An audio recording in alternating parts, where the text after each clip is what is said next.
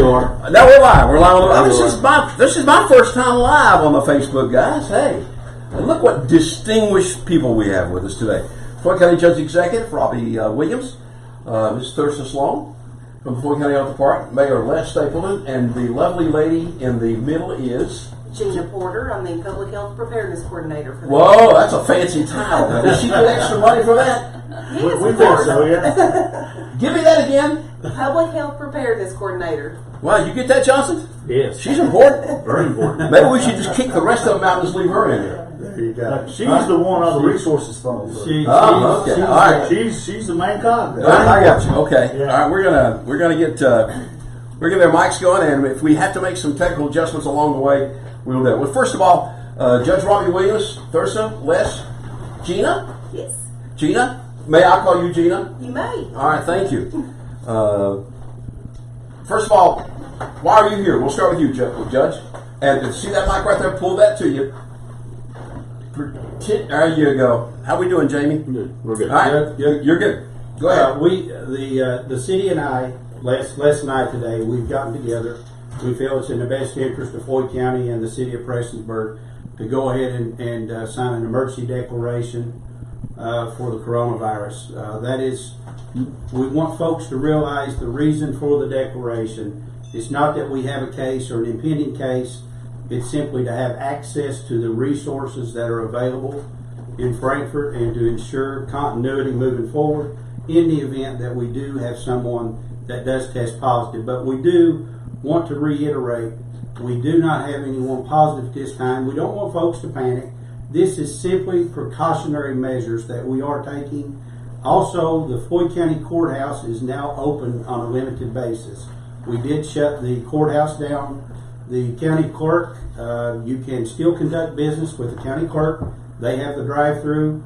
In the event you need to conduct business with the judge executive's office, the PVA, the sheriff's office, or county attorney, you need to call ahead and verify that what you need taken care of is something that is pressing and they can take care of it, or if it's something that we can delay.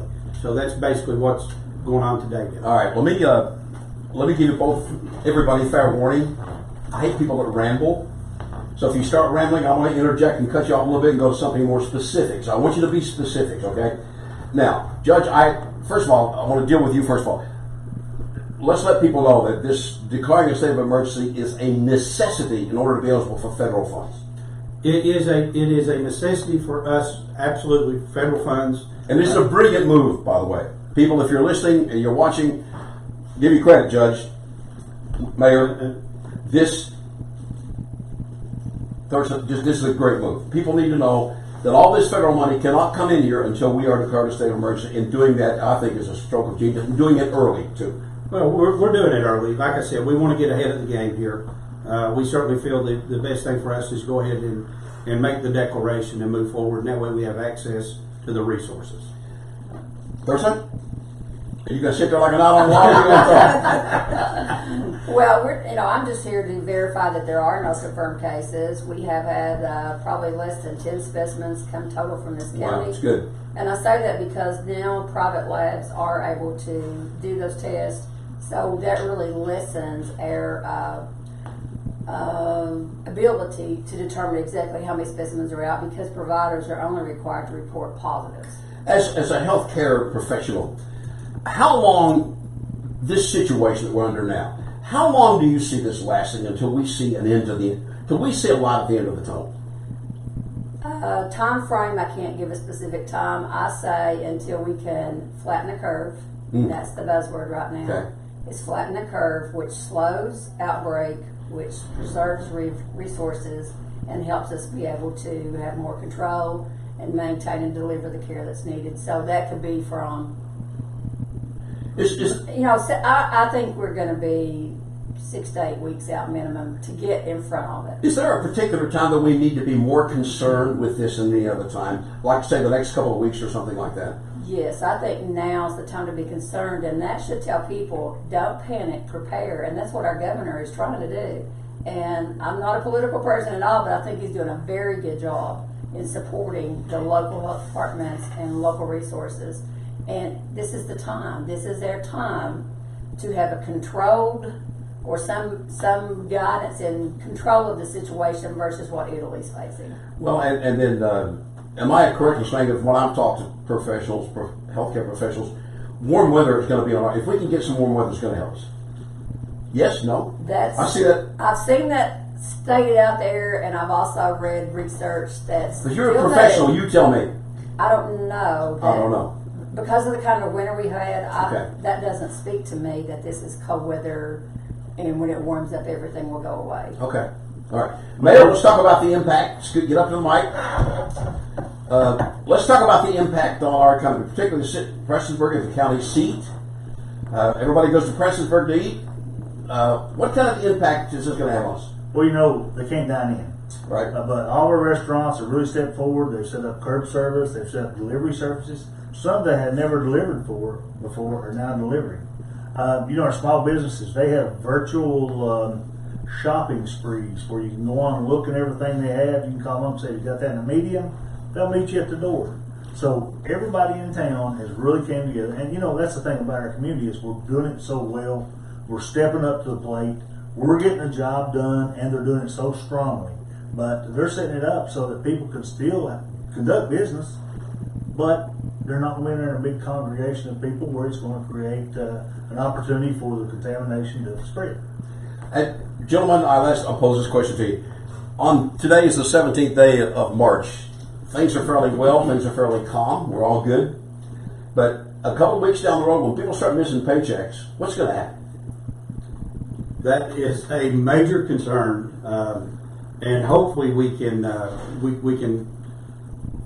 find a way to address it. I know the governor has said they're going to try to expedite unemployment benefits for folks, but you know we have a lot of folks who are not in the system, right? That are they're loggers and contractors, and they're going to fall through the cracks. I mean, these folks are going to, but that's a major concern, and I worry that we're going to go from one problem in the virus itself to an economic. Does that not concern you as much as the problem with the virus? I mean, I'm good right now, but well, looking down the road and people start missing paychecks, we start to talk about a variation of the thing. I mean, that becomes worrisome to me. Well, I think the next 2 weeks is going to tell the tale. And the reason I say that is we're going to have a better handle on this. We're going to see if that curve starts to flatten that Thurston's talking about. If those numbers keep going up, there's a cause for concern. Exactly. If the numbers level out,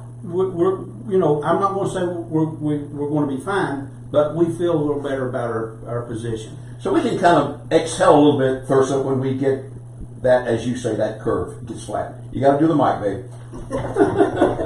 Yeah, I think, well, we can excel and breathe a little easier, but I think we still have to be diligent and Absolutely. prudent in the way that we change our behavior for a little while. Gina, I don't want to leave you out. You have that pretty smiling face back there. I'll put you on the spot. Okay. Okay. How much of this is hype?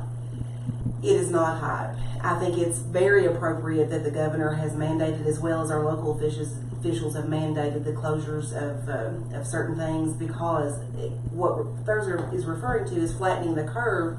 It keeps people from being exposed, especially our elders.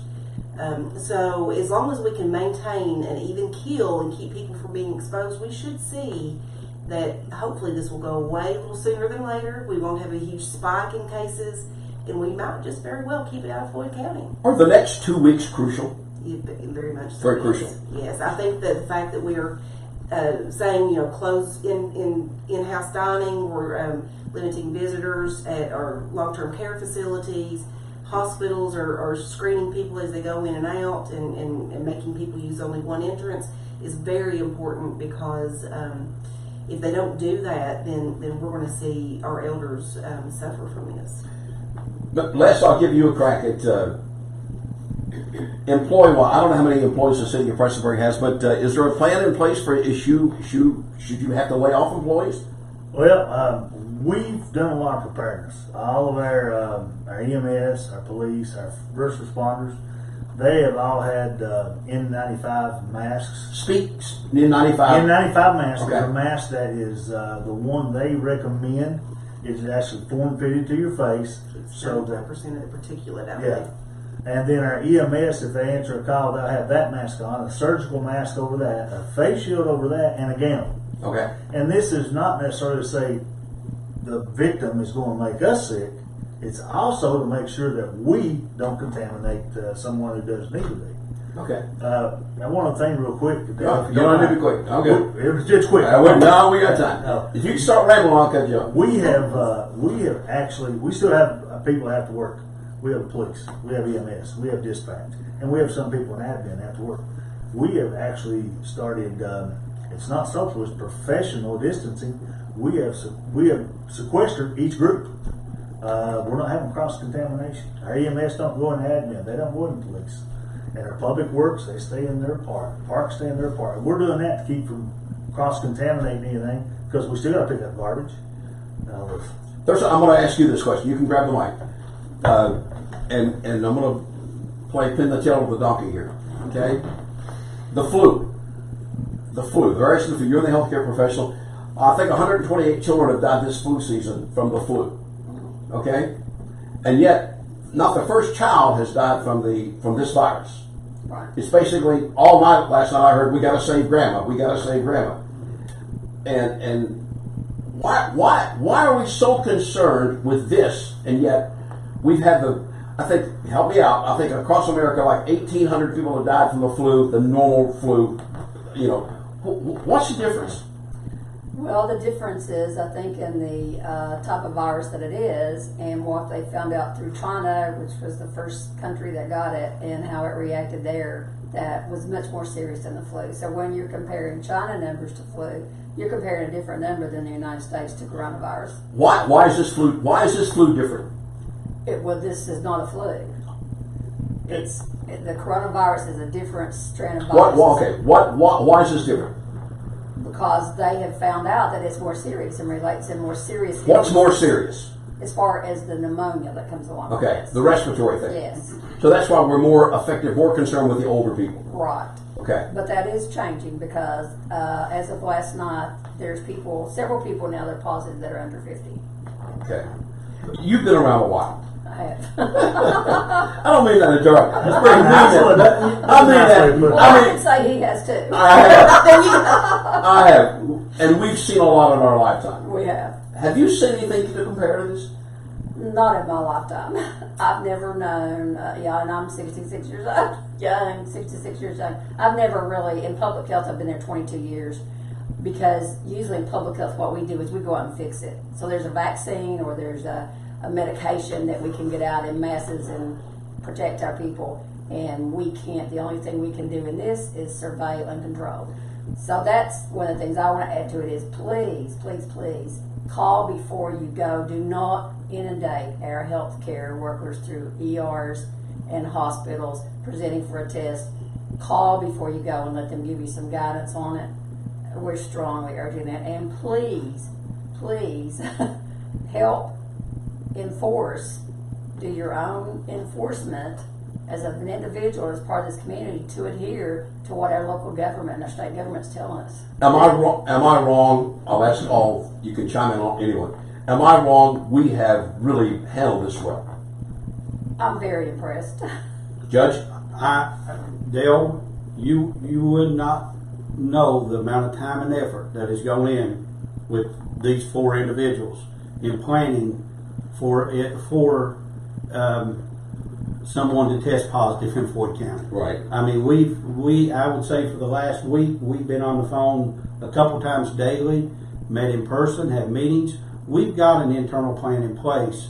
Not very detailed, but we do have a plan, an outline. In the event something happens, we have a roadmap how we're going to move forward. We don't want those first 2 days where we find that someone does test positive, then we start our planning. Right.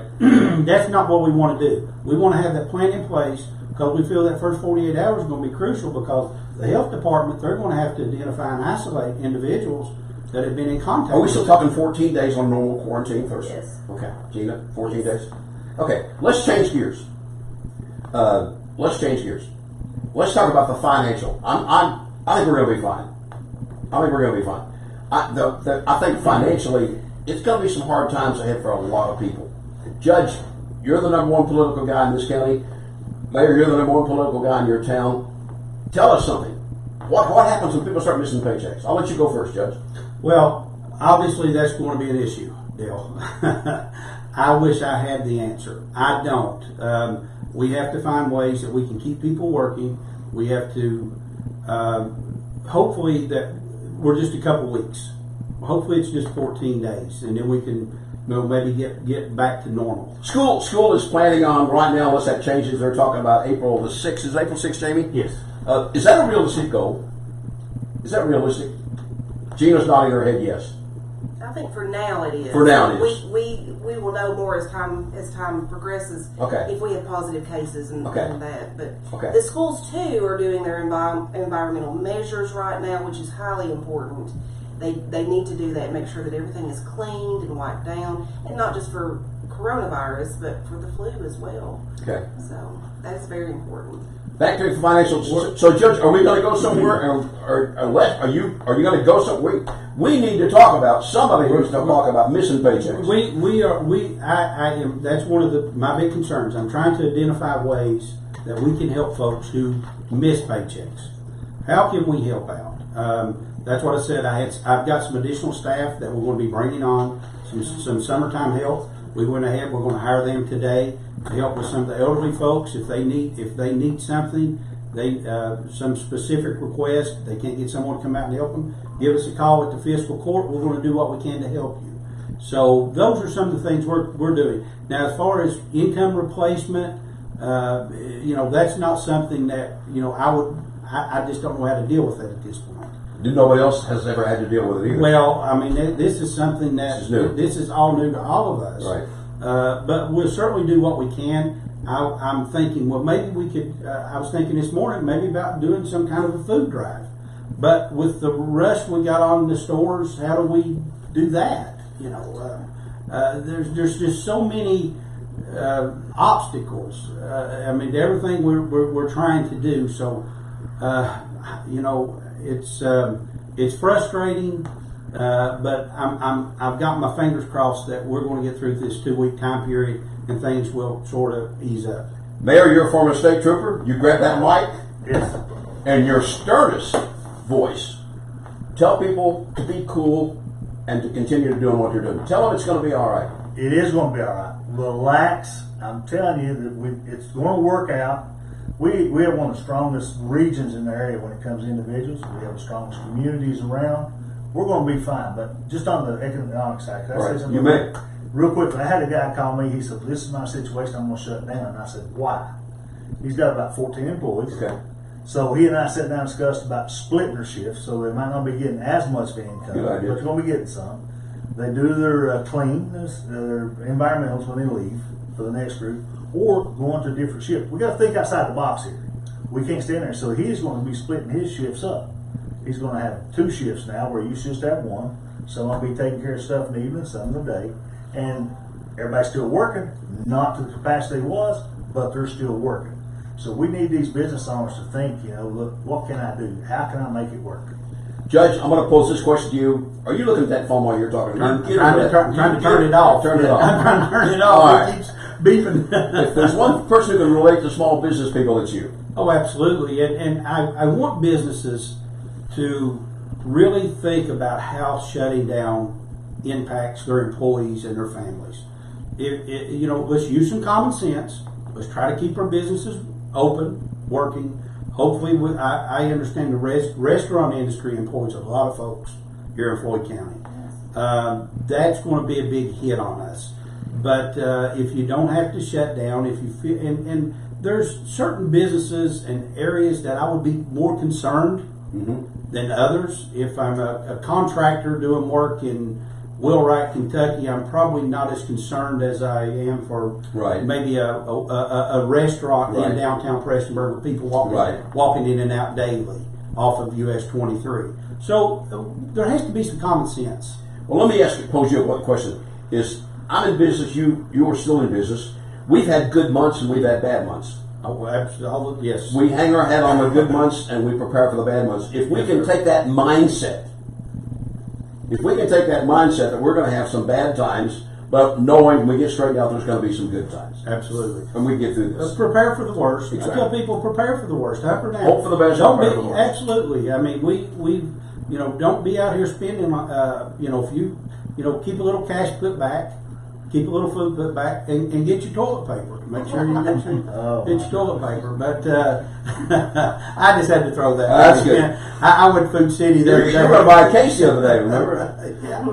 So, we're going to be fine. We're going to be fine. And Folks, don't hoard. Don't hoard. I mean, we're going, folks. We're going to beat this. This isn't. I'm not. I don't want to say I'm not panicking. There is a cause for concern, but when you cross the highway, there's a cause for concern. That's why you look both ways.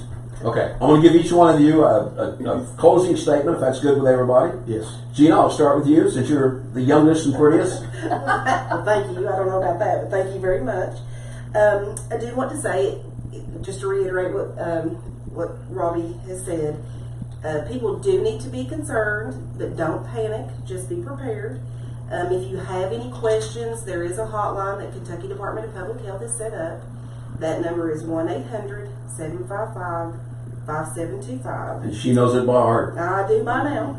And you can also go to the website for Kentucky is www.kycd19.ky.gov. And that will have you the most up-to-date information about what's going on in Kentucky. And the most important thing to remember is to right now practice social distancing, to cover your mouth when you cough, to call ahead before you go to a facility where you're to your provider, and to before you go in and infect other people in a waiting room. Wash your hands frequently. I cannot stress that enough, and I think Thursday will probably say the same thing. Wash your hands frequently. Which is something our mothers told us all the time. Yes, and avoid large crowds. Okay. And that's all I really have to say. Thursa, let me say this about Thursa. I don't mean to pick on you, but how many years have you been with the health department? 22. 22.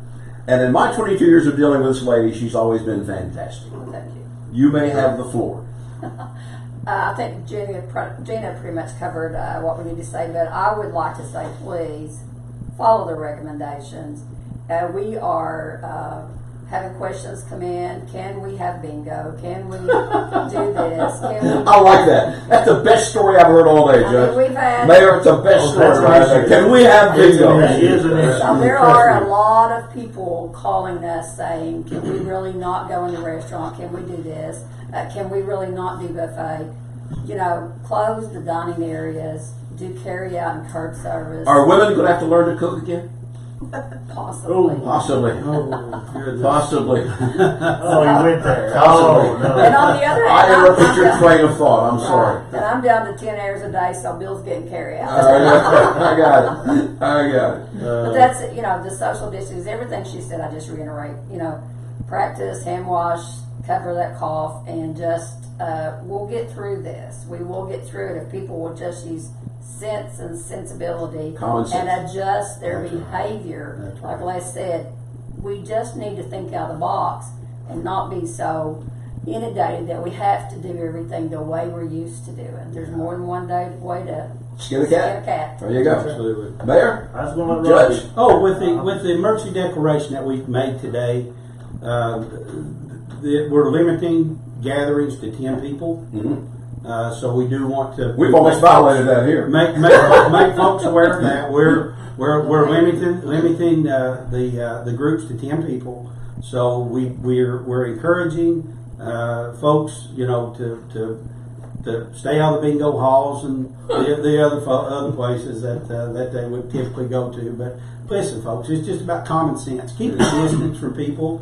Don't cover your mouth if you cough, sneeze, whatever you may do. It's just like the seasonal flu. The same precautions that you would take for the seasonal flu. No reason to get concerned.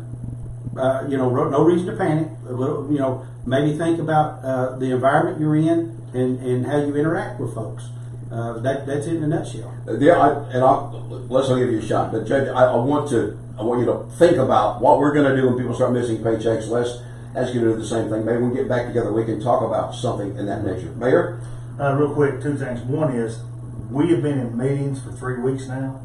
So the social distancing thing, we have one of us got, all four of us got. So it's sort of out the window. What have y'all brought in on us today? Yeah, You went on my contact list. I have your name. Yeah, we got you down. On a serious note here, the SBA, Small Business Association, has disaster loans, Right. low interest loans. If these businesses are having, and if they're really struggling, go on their site and look at it. It's money that's available specifically for the state of emergency that we've declared. So that will give them some oomph and be able to get that extra money at that low interest rate, get them through this time period.